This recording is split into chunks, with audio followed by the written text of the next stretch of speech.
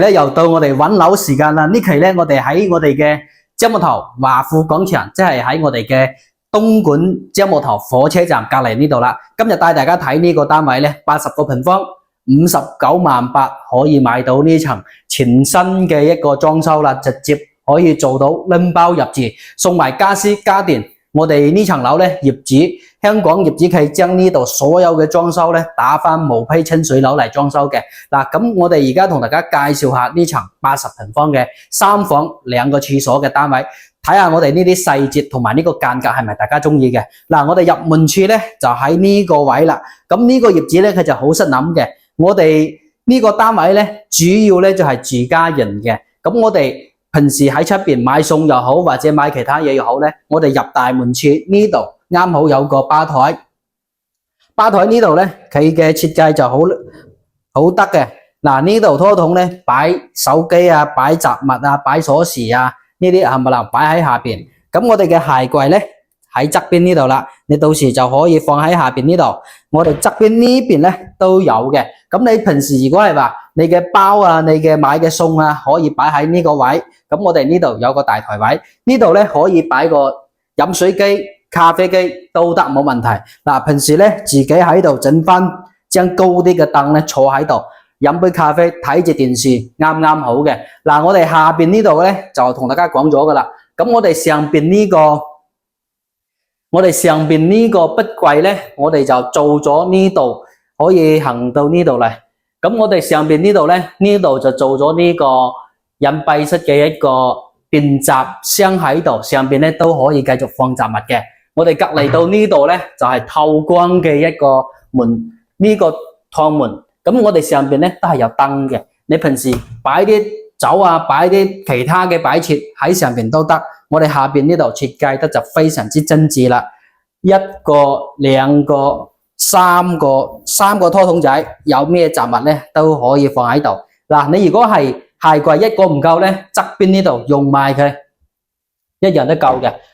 嗱，我哋跟住呢條路一路嚟介紹咧，你買餸入到嚟呢度，啱啱好嘅雪櫃喺度，抌喺雪櫃入邊。呢度咧入到嚟呢度廚房咧就洗菜盤啦。嗱，買完餸攞到拎到翻屋企洗餸，洗完之後切完餸之後咧再做台上鑊炒餸。咁我哋呢度一條龍過。炒完餸之後咧，你擺喺呢個位又得，擺喺呢度又得，嗱，直接就攞出嚟到我哋餐台位。咁我哋上邊呢度咧，廚房入邊，我哋廚房入邊咧，業主係訂做嘅一個 U 字形嘅廚具，全部係訂做嘅。咁我哋嘅面板就米白色啦，呢度我哋嘅熱水器喺度，咁我哋熱水器咧係全屋都通嘅。嗱，跟住嚟咧，煮完餸之後，我哋嘅一個8人台。我哋可以喺呢入邊影出嚟俾大家睇下我哋餐廳同客廳。嗱，呢度咧擺張大圓台，餐廳位夠闊夠多人。咁我哋嘅人咧可以坐6個又得，8個又得。咁我哋嘅餐廳位呢度有窗，門窗出到嚟呢度，直通嘅一個大客廳。咁我哋呢個空間闊度咧就非常之舒服啦。總共咧有差唔多成700米長嘅一個空間。咁我哋呢度咧就係我哋嘅餐廳啊，同埋客廳，同埋我哋呢度嘅吧台呢度，同埋廚房嘅介紹啦。大家可以望一眼我哋上邊天花嘅一個造型啦。無論餐廳又好，客廳又好，我哋上邊嘅造型燈，我哋設計得咧都係比較時尚、比較新型嘅。咁呢度介紹咧就係我哋嘅餐廳同埋客廳啦。我哋跟住鏡頭入嚟我哋嘅廁所位。嗱，廁所呢個位咧，業主嘅設計咧就做得比較好啦。我哋入邊呢度坐廁呢個位置咧唔係浴室位，我哋呢度咧擺個洗衣機喺度就啱啱好噶啦，可以入嚟。咁我哋嘅入邊呢度咧就整咗一個趟門，兩邊呢個乾濕分離就已經做好晒噶啦。我哋嘅浴室位咧都仲有咁闊，所以講呢個空間啊設計得好實用嘅。嗱，除此之外咧，我哋呢度嘅一個過道咧，褪翻出去啊！我哋呢條過道咧，業主嘅設計，大家睇睇呢條燈飾。嗱，你如果係話平時唔中意呢種筆燈嘅條線咧，上邊我哋嘅銅燈都有賣嘅。嗱，銅燈塞埋，開埋呢個過渡燈都係比較新潮、比較絲色噶啦。嗱，跟住入嚟睇我哋嘅房間呢度啦。我哋呢度嘅房間咧，就擺嘅床咧就唔係話米半闊啦，就大概米2度。咁我哋呢個空間嘅一個距離咧都係比較寬闊嘅。咁我哋直視睇住出邊嘅橙色嘅一個鏡頭咧，我哋對面咧就係廣開花園酒店啦，下邊就係我哋嘅一個華富廣場嘅平台花園啊，向住花園入邊嘅。咁呢度就係我哋嘅第一間客房啦。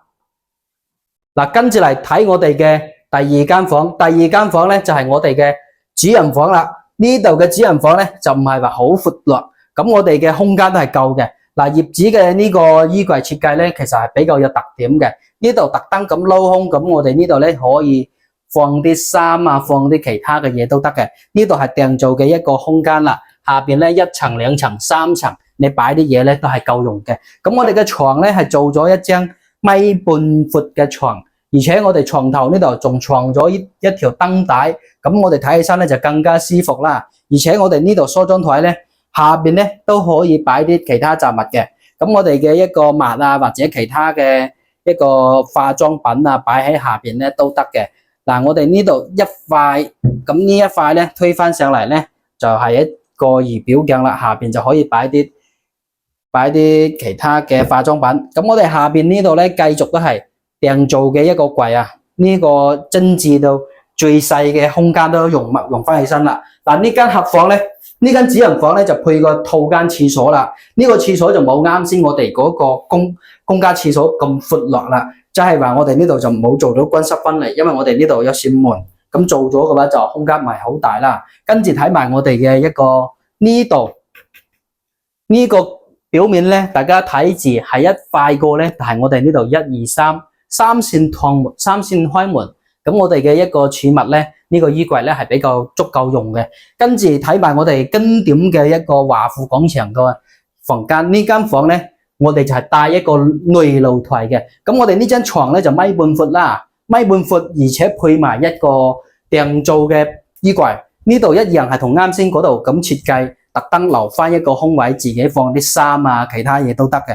生活之所以過得精緻咧，係呢個業主嘅設計得非常之實用嘅一個設計啦。嗱，我哋呢個露台咧就係睇住我哋小 K 花園嘅一個弧形嘅露台，封窗式嘅，睇住我哋嘅市中心。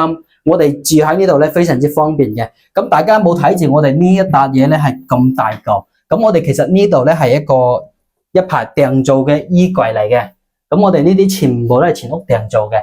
你如果住喺呢度咧，非常之方便嘅一個空間啦。嗱，呢層樓由門口到廁所到房間，基本上都同大家介紹到比較詳細啦，比較精緻啦。基本上咧，呢層樓就可以做到我哋嘅一個直接做到拎包入住嘅一個狀態啦。幾乎就唔需要自己去執嘅，所有嘅一個家私家電同埋裝修咧都係全新嘅，未用過嘅。咁呢個業主佢用心去設計咧，係俾到大家係真正過生活過日子嘅一個設計，實用型嘅一個單位啦。而且呢個裝修都係比較新型嘅。咁我哋呢個單位咧就喺我哋樟木頭火車站嘅隔離呢度，華富廣場都係比較多香港人中意嘅。而且你住喺呢度，唔單止有廣開花園酒店啊，同埋我哋嘅花園酒店同埋我哋嘅茶餐廳都係喺樓下，飲嘅、食嘅、住嘅、買嘢嘅、行街嘅，全部都齊全。就連我哋翻到深圳羅湖咧，都係非常之方便嘅，20分鐘就可以噶啦。咁我哋呢期咧就同大家介紹到呢度啦，59萬8就可以買到呢層直接做到拎包入住嘅樓，睇下大家有冇興趣？有興趣嘅可以過嚟現場過嚟實地睇下啱唔啱大家啦。咁我哋呢期就介紹到呢度，我哋下期繼續帶大家睇靚樓。呢期多謝大家啦。